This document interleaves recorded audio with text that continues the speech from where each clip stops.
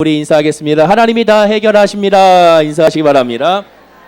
한 번 더 인사하실게요. 하나님은 좋은 하나님입니다. 인사하시기 바랍니다. 한 번 더 마지막 인사하겠습니다. 그 하나님이 당신을 사랑하십니다. 인사하시기 바랍니다. 할렐루야. 그 하나님이 저와 여러분을 이끄시고 오늘 이 자리에 나와 예비하게 된 줄로 믿습니다. 오늘 마태복음 16장 21절에서 28절의 말씀으로 순환의 예고라는 제목으로 말씀의 은혜를 나누기 원합니다. 지금 사순절 기간이죠. 그래서 이렇게 사순절 이렇게 우리가 이 카드를 나눠 드렸습니다. 여기 있는 것들 말씀들 매일매일 하루하루 여러분들 묵상하신 줄로 믿습니다. 네, 다들 고개를 끄덕이신 줄로 믿습니다. 고개는 끄덕이지 않았죠. 마음으로 끄덕였죠. 네, 아멘하고 끄덕인 줄로 믿습니다. 사순절 기간입니다. 그래서 매일매일 우리가 이 말씀 나누지 못하지만 주일만큼이라도 우리가 사순절의 말씀을 나누기 위하여 우리가 말씀을 지금 보고 있습니다. 이것은 우리 교회에서 임의적으로 한 것이 아니고요. 많은 교회에서 약속을 한 겁니다. 야, 우리가 이 사순절 기간엔 이 말씀을 묵상하자. 그런 약속의 의미가 이 안에 담겨져 있음을 기억하시고 꼭 지금부터라도 혹시 묵상하지 않은 분들 있으면 매일매일 짧은 구절이니까 말씀 묵상하시고 예수님의 생애, 예수님의 말씀, 예수님의 죽으심, 예수님의 고난, 예수님의 부활을 우리가 나의 부활, 나의 죽음, 나의 고난, 나의 은혜로 받아들이는 저와 여러분들이 다 될 줄로 믿습니다. 따라서 오늘은 마태복음 16장 21절에서 28절의 말씀으로 말씀의 은혜를 나누기 원합니다.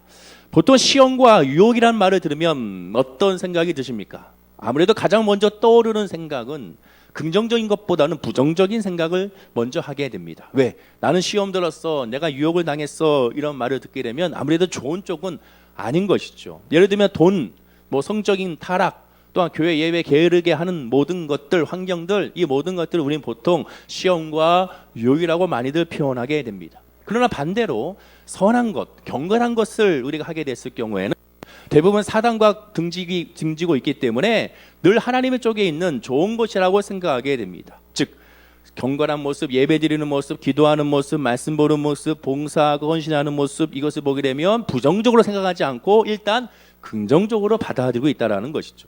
정리하게 되면 시험과 유혹은 사단의 역사라고 많이들 얘기하고 선하고 경건한 것은 오직 하나님의 역사로 받아들인 것을 보게 되는 것입니다. 그러나 그렇지는 않습니다. 왜냐하면 오늘 본문의 말씀이 그것을 증거하고 있기 때문에 그렇습니다.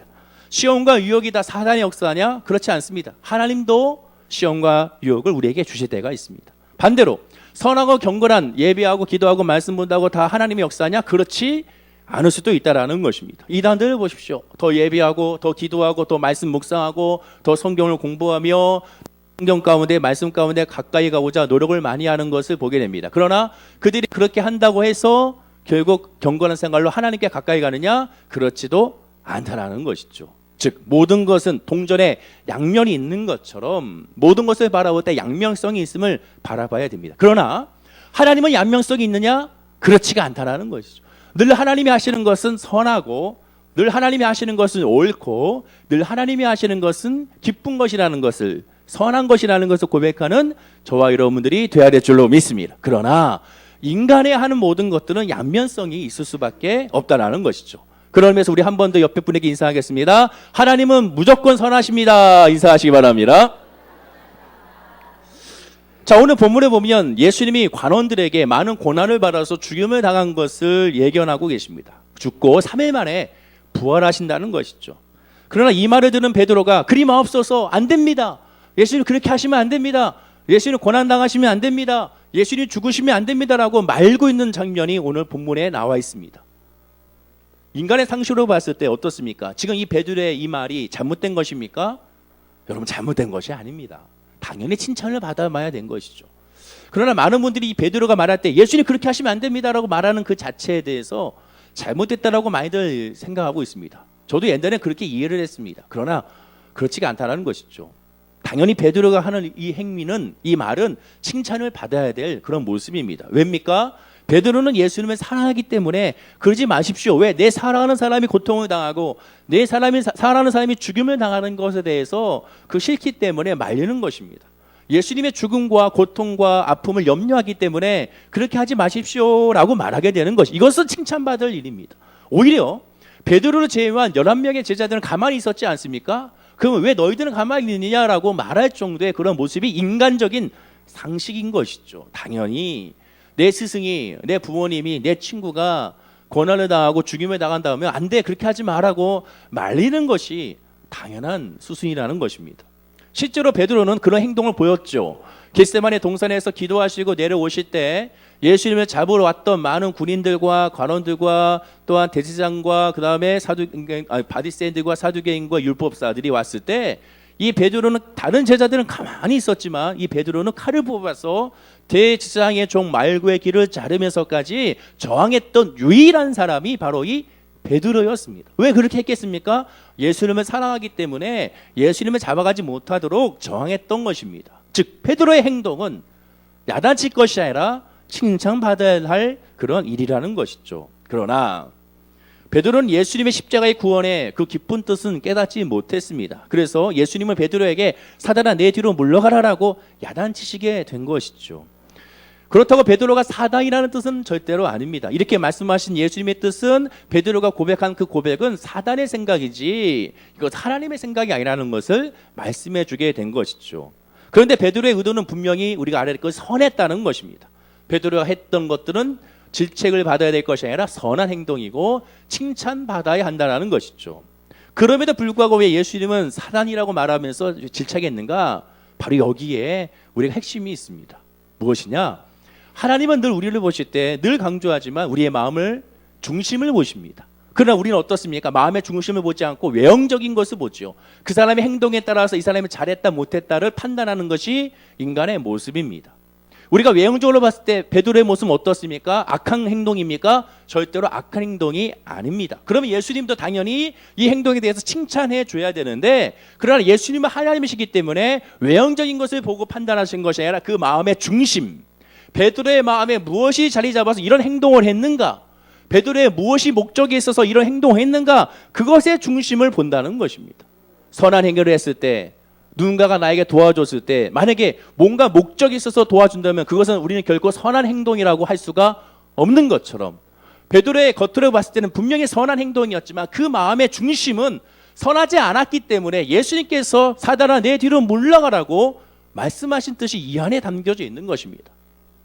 너무나 감사하게도 예수님은 베드로에게 그 이유를 간단하게 설명해 주셨습니다. 우리 본문 23절 성경 말씀을 읽어볼까요? 여기에 그 이유가 나와 있습니다. 다 같이 한번 23절 말씀을 읽어보겠습니다. 시작. 예수께서 돌이키시며 베드로에게 이르시되 사탄아 내 뒤로 물러가라.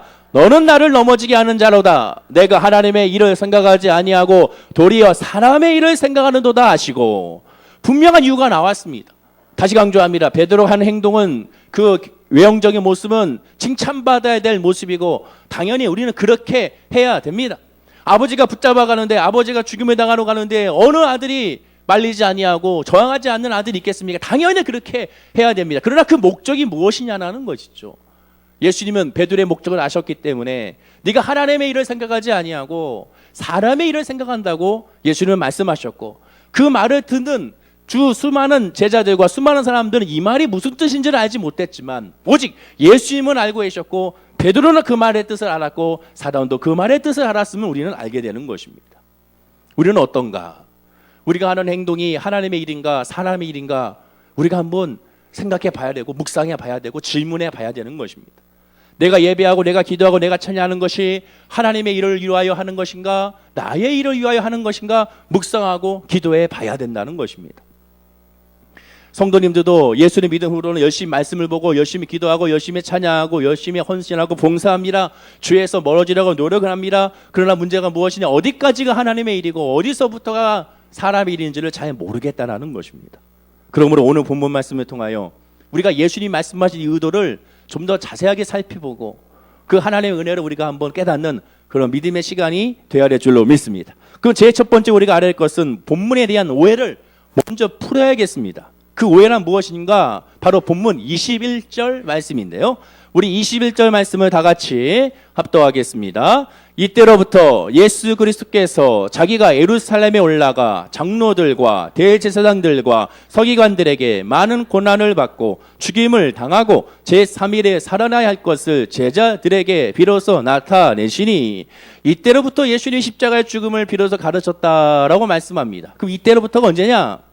베드로의 위대한 신앙 고백이 있죠. 주는 그리스도시요 살아계신 하나님의 아들입니다 라는 고백. 이 고백이 있을 때부터 예수님은 순환과 죽음과 부활을 가르쳤다라고 말씀하게 됩니다.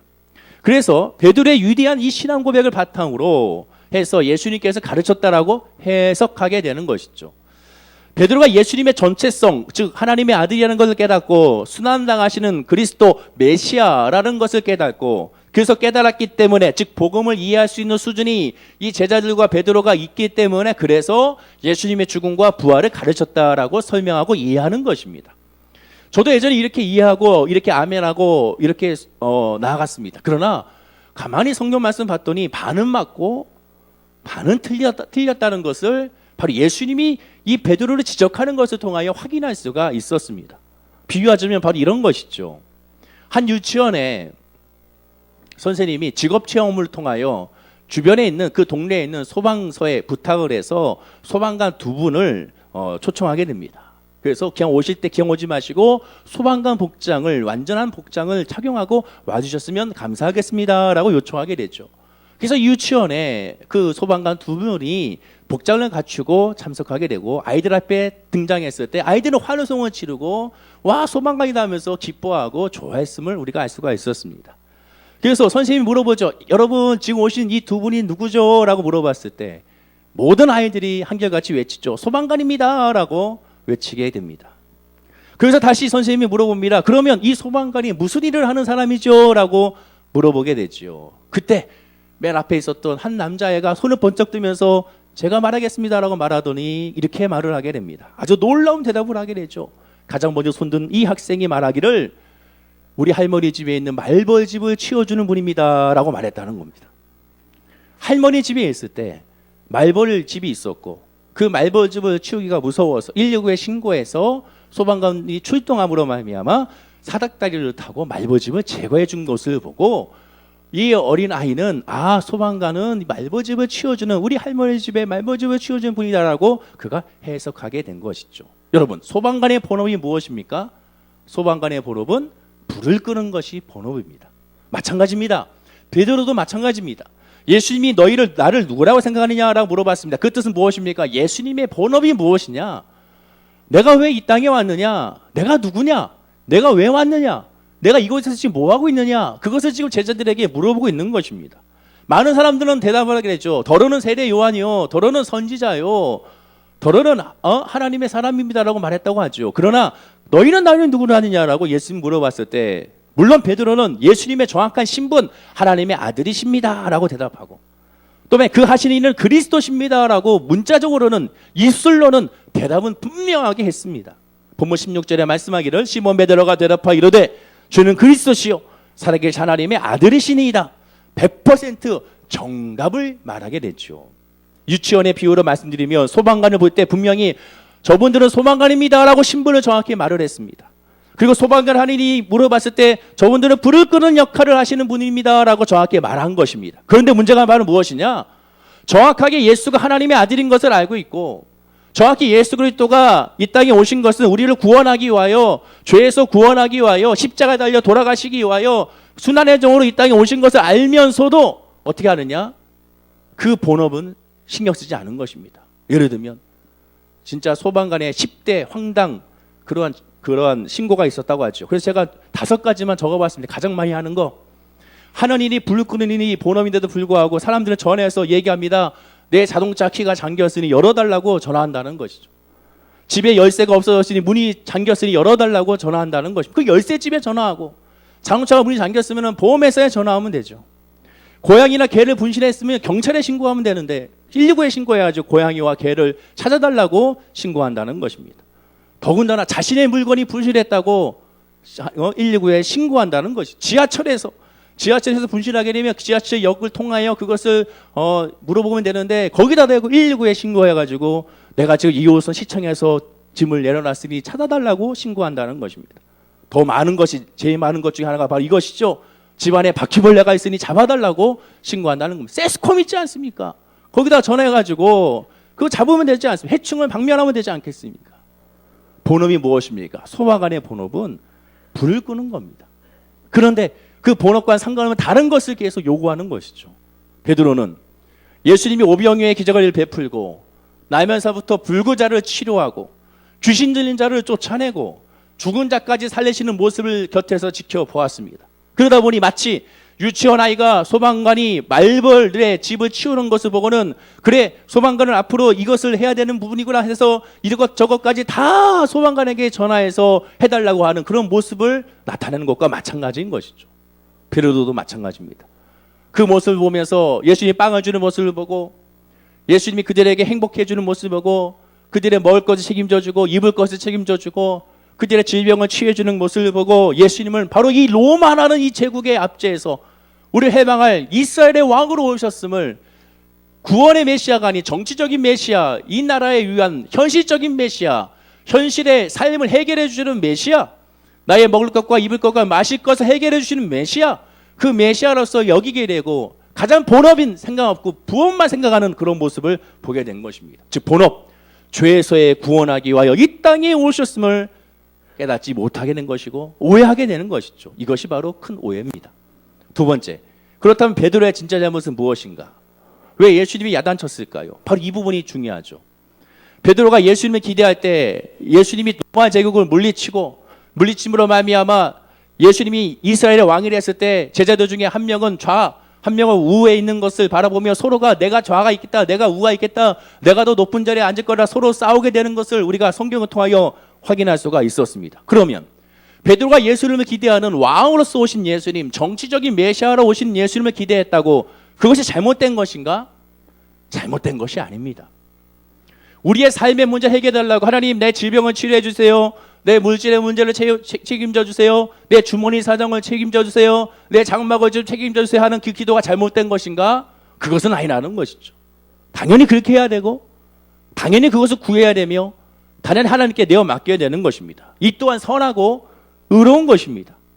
비유컨대 한국인들이 일본의 36년 동안의 식민지배를 겪으면서 이 식민지배를 종식시켜달라고 얼마나 많이 기도했겠습니까? 우리 개신교 목사님들과 많은 우리 독립운동가들은 기도했으면 우리는 역사를 통하여 알 수가 있죠. 그럼 그것이 나쁜 것인가? 나쁜 것이 아니죠. 당연히 그렇게 해야 되는 것입니다. 하나님의 뜻이고 하나님의 역사죠. 실제로 8.15 해방은 갑작스럽게 일어난 것이 아닙니까?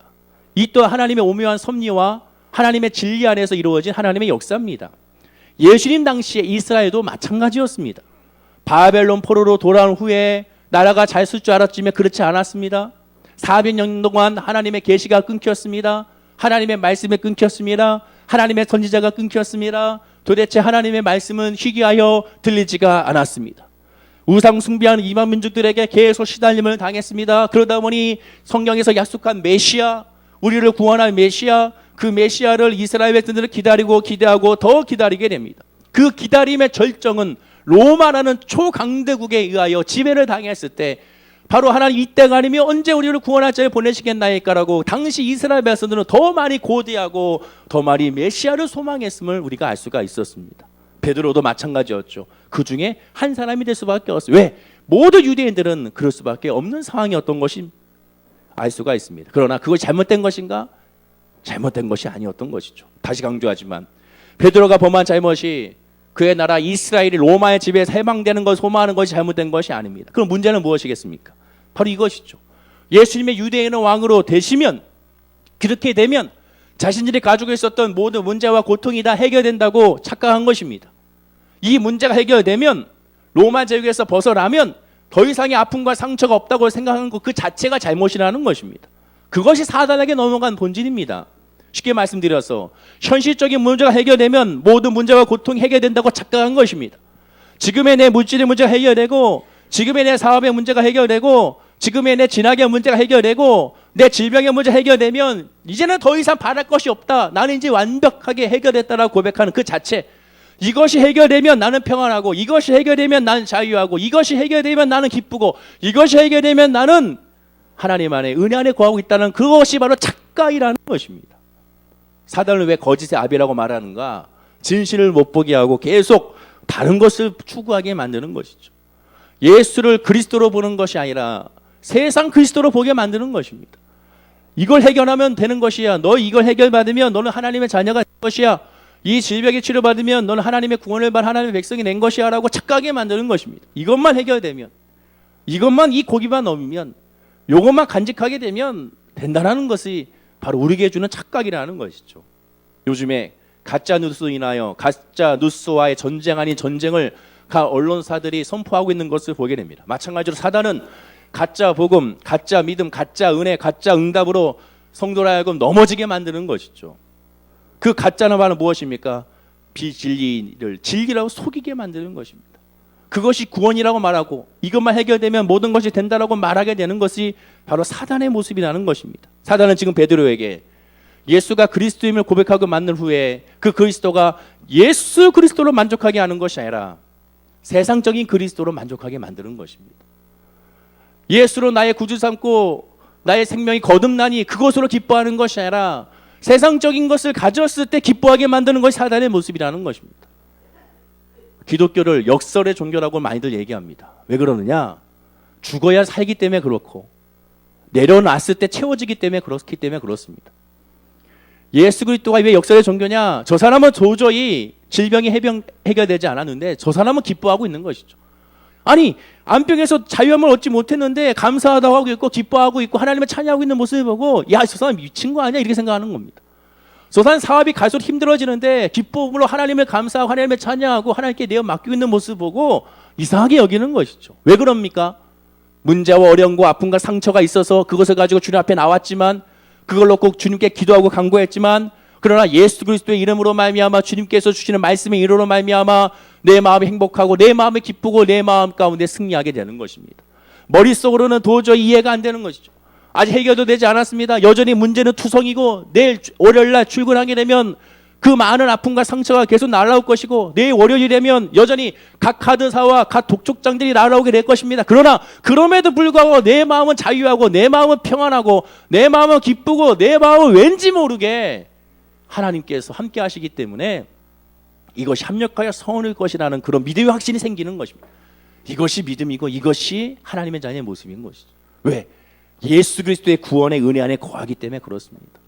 하나님의 은혜 안에 거하는 자는 바로 예수 그리스도로 만족을 누리는 것이지 지금 이것으로 만족을 누리는 것이 아닙니다. 오병의 기적을 통하여 나에게 떡과 물고기가 줬기 때문에 내가 하나님을 찬양하고 하나님께 감사한 것이 아니라 예수 그리스도가 나와 지금 함께하고 있음을 알기 때문에 감사하고 기뻐하고 찬양하는 것이 하나님의 자녀의 모습이라고 성경은 말씀해주고 있는 것입니다. 우리에게 적용한 바로 그것이죠. 나의 삶의 문제 회복이라는 것에 집중하게 만드는 것이 사단의 모습입니다. 너 기도해. 삶의 문제 해결해야지. 예수를 구하지 않습니다. 삶만 구하게 만듭니다. 하나님의 찬양에 그러나 그 목적이 예수 그리스도의 은혜가 아니면 하나님을 알고자 하는 것이 아니라 하나님의 믿음 안에 거하고자 하는 것이 아니라 성령의 충만함에 거하고자 하는 것이 아니라 믿을 때 성령 받으려고 하는 것이 아니라 하나님을 알고 하나님을 깨닫고 그 믿음으로 살아가고자 하는 것이 아니라 계속 다른 것에 집중하여 기도하고 간구하게 만드는 것입니다. 새벽 예배에 나와라. 왜? 너 힘드니까. 너 지금 힘들잖아. 새벽 예배에 나와. 하나님을 알고 싶어서 만나는 것이 아니라 네 삶의 문제가 해결받기 위해 하나님을 만나는 것이 사단 계속 다른 쪽으로 요구하게 만드는 것입니다. 예수님은 이스라엘이 로마에서 해방됐다고 해서 절대적으로 근본적으로 영원한 해결책이 아니라고 말씀하고 있는 것입니다. 지금 로마에서 해방되는 것이 너희들에게 중요한 것이 아니야. 지금 너희들에게 중요한 것은 나를 믿는 하나님을 아는 것이지 지금 여기서 자유받는 오는 것이 아니라 영적인 자유가 먼저야. 영혼이 잘 돼야 범사가 잘 되고 강건한 것이야라고 예수님은 지금 강조하고 있는 것을 우리가 알아야 되는 것이죠. 그래야 베드로야 제발 정신 차리라라고 말씀하고 있는 것이죠. 우리나라의 경우를 보십시오. 극적으로 너무나도 갑작스럽게 1945년 8월 10일 해방을 맞이했습니다. 아무런 준비가 없이 갑작스러운 해방을 맞이했죠. 그날 여러분들 기사를 보고 영상을 다큐멘터리를 보신 분은 알겠지만 많은 사람들이 밖에 나와서 환호성을 지르고 만세를 불렀습니다. 그리고 많은 사람들이 이제는 이 나라는 자유하게 됐다. 이제는 이 나라는 축복만 남았다라고 그들은 기뻐했죠. 그러나 역사가들은 말합니다. 1945년 8월 15일 그날은 해방과 동시에 남북 분단의 시작의 날이라고 선언하고 있습니다.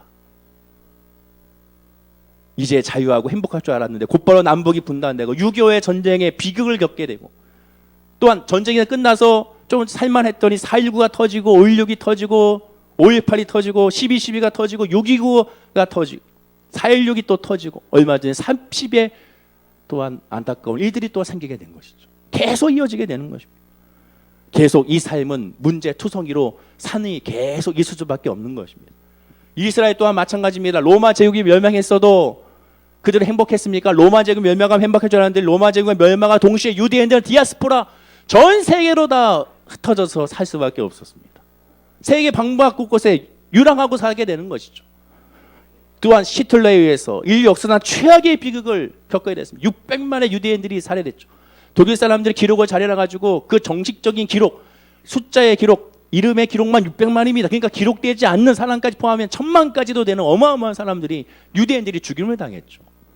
지금도 아랍권에서 틈만 있으면 이스라엘의 땅을 회복하기 위하여 그들은 틈만 나면 전쟁을 준비하는 것을 우리가 보게 되는 것입니다. 그러므로 현실적인 만사형통이 근본적인 해결책이 될 수 있느냐? 그럴 수가 없다라는 것이죠. 근본적인 해결책은 세상에 있는 것이 아니라 물질에 있는 것이 아니라 건강에 있는 것이 아니라 예수 안에 진짜 해결책이 있는 것입니다. 영혼이 잘 됐을 때 진짜 해결책이 있는 것이지. 지금 이 문제 해결되면 난 행복할 것 같아. 아니에요. 그 문제 해결되면 또 다른 문제가 다가옵니다. 그러나 예수 그리스도의 믿음 안에 있게 되면 어떠한 문제가 다가와도 그것을 파도 타게 하게 되는 것이죠. 오히려 그것을 즐기게 되는 것입니다. 신나게 즐기게 되는 것이죠. 왜 바이킹을 탑니까? 왜 사람들이 돈을 내고 그 스릴을 지금 왜 자유로 번지 점프를 하게 됩니까? 왜 하는 것입니까? 즐기는 것입니다. 예수 믿는 자는 시험과 환난과 어려움이 다가왔을 때 그것을 즐기는 것입니다. 세상 사람들은 나 죽겠네 하지만 예수 믿는 사람들은 그것을 오히려 스릴로 여기게 되는 것이고 기쁨을 여기게 되는 것이 예수 믿는 사람의 모습이라고 성경은 말씀해 주고 있는 것입니다. 세 번째, 그럼 우리는 사단에게 속고 있는 우리의 모습을 발견해야 됩니다. 안타깝게도 우리는 사단에게 철저하게 속고 있던 사실을 많은 사람들이 모르고 있습니다. 하나님이 아담과 하와에게 선악과만은 먹지 말라고 말씀하셨습니다. 그 뜻이 무엇이겠습니까? 하나님이 하나님임을 알라는 것이죠. 다 먹어도 돼. 하지만 이건 먹지 마. 왜? 내가 하나님이니까. 너의 주인은 나라는 것을, 우리는 피조물이라는 것을, 내가 내 주인이 아니라 하나님이 주인이라는 것을 알기 위하여 선악과를 우리에게 주신 것입니다. 그래서 말씀하시기를 나만 바라봐, 나만 의지해, 그럼 내가 더 해결해 줄 것이라고 말씀하게 되는 것이죠. 요한복음 15장 9절에 말씀합니다. 아버지께서 나를 사랑하신 것 같이 나도 너희를 사랑하였으니 나의 사랑 아래 거하라. 내 울타리에 들어와라. 그러면 다 해결해 준다. 나의 울타리에 들어와라. 내가 다 책임져 준다. 나의 울타리에 들어와라. 내가 다 갚아줄 것이라. 나의 울타리에 들어와라. 내가 너를 지키리라라고 수없이 하나님의 말씀을 성경 66권을 통하여 이런 말씀 구조는 어마어마하게 찾을 수가 있는 것을 보게 됩니다. 계속 호소하게 된 것이죠. 내가 너를 사랑한다. 나를 바라봐. 내가 너를 사랑한다. 내가 너를 아낀다. 내가 너를 인도한다. 내가 너를 함께하기 원한다. 그러니 너도 나와 함께하자. 나와 함께 동행하자라고 수없이 하나님은 우리에게 말씀하시고 권면하시죠. 왜 우리의 삶이 공허한가? 왜 우리가 우울한가? 이유는 딱 하나밖에 없습니다. 로마서 1장의 표현을 하면 하나님을 내 마음에 두지 않기 때문에 그렇습니다. 내 삶의 주관자가 여호와 하나님이라고 고백하지 않기 때문에 내 삶의 주관자가 지금의 승진, 내 삶의 주관자가 지금의 사업, 내 삶의 주관자가 지금의 통장의 잔고가 늘어나는 것, 내 삶의 주관자가 내 장막이 좀 더 커지는 것, 그것이 먼저 내 삶의 주관자로 생각하기 때문에 마음이 공허하고 마음이 우울하고 마음의 상처가 쌓이게 되는 것입니다. 사단은 우리 마음 가운데 하나님을 마음에 두지 못하도록 계속 우리의 마음을 주장합니다. 그런데 우리에게 이렇게 생각하도록 유도하죠. 야, 이 문제만 해결되면 돼. 야, 이 모임에서 이 사람만 없으면 되겠다. 아, 내가 이 자리만 피하면 나는 될 것 같아. 내가 이걸 그만두면 될 것 같아. 그러면 해결될 것 같아. 사단은 그렇게 만드는 것이죠. 그럼 과연 그런가? 아니라는 것이죠. 본문의 경우도 마찬가지입니다. 베드로더러 메시아라면 이스라엘 로마에 세병시켜 마땅하다는 생각을 집착하게 만들어버린 것이죠. 그러나 그것은 핵심이 아니었다는 것입니다. 그럼 마지막 네 번째로, 성도는 어떻게 해야 되느냐? 이미 예수 그리스도의 은혜 안에 거하고 있음을 깨달으면 되는 것입니다. 나는 이미 예수 안에 있구나. 나는 이미 하나님의 은혜 안에 있구나. 부족하고 연약하고 죄악 가운데 있어도 나는 이미 예수 안에 있구나 하는 것을 깨달으면 되는 것입니다. 그것만 하면 되는 것입니다. 왜 예비합니까? 그것을 깨닫기 위하여 예비하는 겁니다. 왜 찬양합니까? 그것을 깨닫기 위하여 찬양하는 것입니다. 나는 이미 하나님의 자녀다. 하나님이 나를 사랑하신다. 하나님이 나를 붙잡으셨다. 이것을 깨달으면 되는 것이죠. 옆에 분에게 인사하겠습니다. 당신은 이미 하나님의 자녀입니다. 인사하시기 바랍니다. 어둠에서 빛으로, 죽음에서 생명으로, 거짓에서 진리로 옮겨진 사람이 바로 저와 여러분이라는 것입니다. 문제는 처음에 말씀드린 것처럼 하나님과 사람 일을 구분하기가 힘들기 때문에 그런 것이죠. 이와 같은 때 우리가 어떻게 해야 되느냐? 정답은 이미 다 나와 있습니다. 하나님의 일과 사람의 일을 구분하기 힘들 때는 오직 하나님께 맡기면 되는 것입니다. 판단하지 말아야 된다는 것이죠. 여호수아와 갈렙만이 정탐꾼 중에서 가나안 땅에 입성하게 됩니다. 12명의 정탐꾼 중에 10명 못 들어가고 2명만 들어갔죠. 왜 그렇습니까? 그들이 부정적인 보고를 했기 때문에 그것이 아니라고 말씀드렸습니다. 부정적인 보고를 한 것이 아니라 당연하게 그들의 보고는 정당했습니다. 여호수아와 갈렙도 인정했어요. 저들의 보고에 대해서 부정하지 않았습니다. 그래, 우리는 안악자손으로 말미암아 봤을 때 우리는 너무나 약한 메뚜기와 같다. 그들의 성음은 견고하다. 안악자손은 기골이 장대하다. 여호수아 갈렙도 그것에 대해서 부정하지 않았습니다. 그러나 10명의 정탐꾼들은 뭐라고 얘기합니까? 우리는 능히 저 땅을 차지하지 못할 것이다 라고 이미 그들이 결론을 내리게 된 것이죠. 우리는 안 된다는 것입니다. 하나님의 자녀는 나의 주가 누구냐? 내가 아니라 하나님이죠. 그럼 판단은 누가 하느냐? 하나님이 하시는 겁니다. 목자 대신 예수님이라고 말하죠. 우리는 뭡니까? 양이죠. 여러분, 양이 어떻게 합니까? 양이 목자만 따라가죠. 아우, 목자가 가는데 나는 저기 가기 싫어요. 저쪽에 풀은 내가 맛이 없어요. 나 안 갈 거예요. 그런 양이 있습니까? 그런 양이 없습니다. 한창 양이 막 열심히 풀을 뜯어 먹습니다. 근데 갑자기 목자가 부릅니다. 그러면 나 다 먹지도 않았는데 왜 날 부르는 거야? 우리 부르는 거야? 나 안 갈 거야. 그런 양이 있나요? 그런 양이 없습니다. 열심히 뜯어 먹다가 목자가 부르면 다 열심히 손자같이 목자를 땅에 향해 달려가게 되는 것이죠. 왜? 목자가 자기의 주인이기 때문에 그렇습니다. 마찬가지죠. 우리의 주 하나님, 그 하나님께 맡긴다면 하나님이 하시는 대로 그냥 따라가면 되는 것입니다. 여호수아 갈렙이 그렇게 고백한 겁니다. 그래, 저들의 성은 견고해.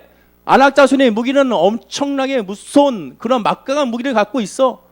그들의 모습을 보면 기골이 장대하여 감히 우리가 상대할 수 없는 그런, 우리는 메뚜기 같은 모습이야. 물론 그래, 하지만 하나님이 저 땅 우리에게 주셨어. 하나님 우리가 함께 하신다고 하셨어. 능히 우리가 저 땅을 차지한다고 하셨어. 그리고 심지어 그 땅을 우리에게 주셨기 때문에 그들은 우리의 밥이야, 우리의 영양가가 되는 것이야 라고 여호수아 갈렙은 하나님께 판단을 맡기게 된 것입니다. 이것이 하나님의 자녀의 모습이라는 것이죠. 베드로가 저지른 결정적인 잘못이 바로 이것입니다. 예수님의 말씀을 들었습니다. 자기 생각으로 이해가 안 됩니다. 예수님 그렇게 하시면 안 될 것 같습니다. 그러면 그거에 대해서 예수님께 물어봐야 됩니다. 하나님, 이것이 무슨 뜻입니까? 어리석은 저는 알지 못하겠습니다. 하나님, 왜 나에게 이런 시험과 아픔을 줬나요? 왜 나에게 이런 암병을 줬나요? 왜 내 사업에 이렇게 힘들게 하셨나요? 왜 내 직장에서 이렇게 어렵게 하셨나요? 그러면 나는 모르겠습니다. 그 이유가 무엇입니까? 하나님께 물어봐야죠. 에이, 힘드니까 나 때려칠래. 나 힘드니까 아예 안 할래. 나 힘드니까 교회도 안 나갈래. 이것이 아니라 하나님 왜 그렇습니까? 나에게 알려주십시오. 베드로는 물어봤어야 됩니다. 우리도 마찬가지로 물어봐야 됩니다. 그런데 베드로가 어떻게 했습니까? 주님 그렇게 하지 마십시오. 판단해 버렸습니다. 하나님의 생각, 예수님의 생각이 잘못했다라는 것이죠. 다시 강조하죠. 하나님은 완전하게 선하신 분이십니다. 우리의 인간의 이성과는 판단할 수 없는 분입니다. 하나님 우리에게 이성적으로 알려주시고 감성적으로 알려주시고 영어로 알려주셔야 비로소 하나님을 알 수가 있습니다. 성경 말씀도 마찬가지죠. 이 성경 말씀 이해가 됩니까? 인간의 상식으로 봤을 때 성경 말씀 이해가 안 됩니다. 이거 다 말도 안 되는 성경 말씀이죠. 이것을 믿는다는 그 자체가 기적입니다. 그러나 하나님의 말씀인 생명의 말씀 우리에게 들어와 성령의 영으로 우리가 깨달았을 때 이 말씀 하나하나가 의심되는 말씀 하나가 말도 안 되는 말씀 하나가 전설과 같은 말씀 하나하나가 나에게 믿어지게 되는 것입니다. 그리고 그 말씀이 나에게 생명의 말씀, 은혜의 말씀, 치료의 말씀을 받아와 하나님의 영광을 돌리고 찬양하게 되는 것이고 나도 모르게 사람들에게 복음을 증거하게 되는 것이고 나도 모르게 이 세상에 빛과 소금의 역할을 감당하고 있고 나도 모르게 그리스도의 향기가 내 안에서 흘러나오게 되는 것입니다. 이것이 기독교고 이것이 진리의 예수 그리스도의 영의 역사라는 것입니다. 우리는 판단하지 말아야 됩니다. 하나님께 내어 맡기고 하나님께 구하고 간구하고 이제 하나님 인도해 주십시오라고 나가는 것이죠. 아브라함처럼 해야 됩니다. 아브라함이 어떻게 했습니까? 나는 동이든 서쪽이든 남쪽이든 북쪽이든 상관이 없다. 왜? 하나님이 계시는 것이 바로 하나님의 축복의 장소이기 때문에 그렇다. 너의 눈으로 봤을 때는 소돔과 고모라가 좋아 보이는구나. 그래, 너는 글로 가라. 나는 상관이 없다. 왜? 하나님이 계시는 것이 축복의 장소고 하나님이 계시는 것이 은혜의 장소고 하나님이 계시는 것이 복된 장소인 것을 알기 때문에 하나님께 판단을 맡기게 되는 것입니다. 사랑하는 우리 모든 성도님들 모두가 다 주님께 내어 맡기는 모습이 있기를 간절히 축원하고 기도드립니다. 하나님이는 그래서 하나님이 하신다고 제가 인사를 같이 하자라는 것입니다. 한 번 더 인사하겠습니다. 옆에 분에게 하나님의 일을 하나님이 하십니다. 인사하시기 바랍니다. 한 번 더 인사하겠습니다. 당신의 일은 하나님이 하십니다. 인사하시기 바랍니다.